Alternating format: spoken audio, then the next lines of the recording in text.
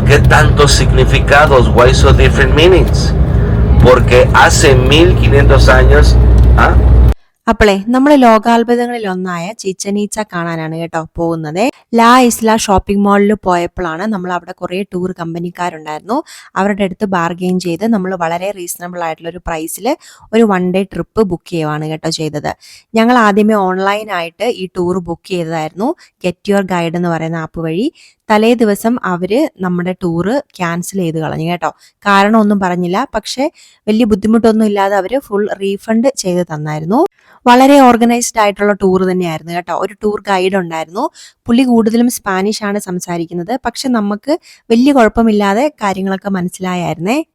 നമ്മൾ out of town പോകും തോറും എനിക്ക് കൂടുതലും തോന്നിയത് നമ്മുടെ കർണാടകത്തിലോട്ടൊക്കെ ചെല്ലുമ്പോഴത്തേനുള്ളൊരു വൈബ് ഉണ്ടല്ലോ, അതുപോലെ തന്നെയാണ് കേട്ടോ. കടകളും വീടുകളും ഒക്കെ ആണെങ്കിലും അവിടുത്തെ ഒരു ഭൂമിശാസ്ത്രം ഒക്കെ ആണെങ്കിലും അങ്ങനത്തെ നമ്മുടെ ഒരു നാട് പോലെ തന്നെയാണ് കേട്ടോ. അപ്പം നമ്മൾ ചീച്ചനീച്ച മാത്രമല്ല കേട്ടോ കണ്ടത്, ഒരു 3-4 സ്ഥലത്ത് സ്റ്റോപ്പ് ചെയ്തായിരുന്നേ.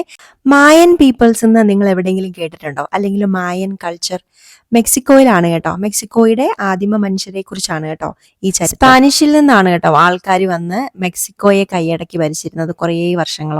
സ്പാനിഷ് മെക്സിക്കോ കൈയടക്കുന്നതിന് മുന്നേ മെക്സിക്കോയിൽ താമസിച്ചിരുന്ന ആൾക്കാരാണ് കേട്ടോ മായൻ പീപ്പിൾ. അവർക്ക് അവരുടേതായിട്ടുള്ള കൾച്ചറും ജീവിത രീതിയും ഭക്ഷണവും ദൈവങ്ങളും ഒക്കെ ഉണ്ടായിരുന്നു കേട്ടോ. ഗെയിമും ഡാൻസും പാട്ടും ഒക്കെ. സ്പാനിഷിൽ നിന്ന് ആൾക്കാർ വന്ന് അച്ഛന്മാരാണ് കേട്ടോ മെയിനായിട്ട് വന്ന് അവരെ മാമോദീസയൊക്കെ മുക്കി മതമൊക്കെ മാറ്റിയെടുത്തു. അപ്പം നമ്മുടെ ആദ്യത്തെ സ്പോട്ട് ഈ മായൻ കൾച്ചറിനെ കുറിച്ചുള്ളതായിരുന്നു കേട്ടോ.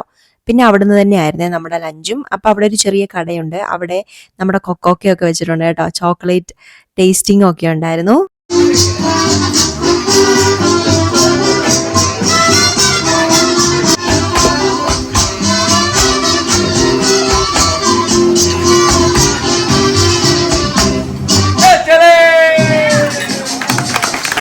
അവിടെ ചെല്ലുമ്പോൾ നട്ടുച്ചയായിരുന്നു കേട്ടോ സമയം. എന്തായാലും ഒടുക്കത്തെ ചൂടായിരുന്നേ. നമ്മുടെ ഗൈഡ് ടൂർ തരുന്നുണ്ടായിരുന്നു. 2 മണിക്കൂറാണ് കേട്ടോ നമുക്ക് അവിടെ സ്പെൻഡ് ചെയ്യാൻ ടൈം കിട്ടിയത്. ചൂട് കാരണം ഐസയും ഇസബലും അത്യാവശ്യം വഴക്കായിരുന്നു കേട്ടോ. അതുകൊണ്ട് ഞാനും തോമസ് കുട്ടിയും ഗൈഡ് ടൂറിന് പോയില്ല. നമ്മൾ നമ്മുടേതായിട്ടുള്ള രീതിയിൽ അവിടെയൊക്കെ ചുറ്റി നടന്ന് കണ്ടു. ഇപ്പൊ നിങ്ങൾ കണ്ടുകൊണ്ടിരിക്കുന്നത് നൂറ്റാണ്ടുകൾക്ക് മുന്നേ ഉള്ള ഒരു സിറ്റിയാണ് കേട്ടോ. ആ വലിയ പിരമിഡ് കണ്ടില്ലേ, അത് അവരുടെ പ്രാർത്ഥനാലയമായിരുന്നു. മായൻ പീപ്പിൾസിന്റെ നൂറ്റാണ്ടുകളോളം ഇത് കാട് പിടിച്ച് കിടക്കുമായിരുന്നു കേട്ടോ. മെക്സിക്കോയിൽ ഏറ്റവും അധികം ആളുകൾ കാണാൻ വരുന്ന ഒരു സ്ഥലമാണ് കേട്ടോ ഈ ചിച്ചൻ ഇച്ച.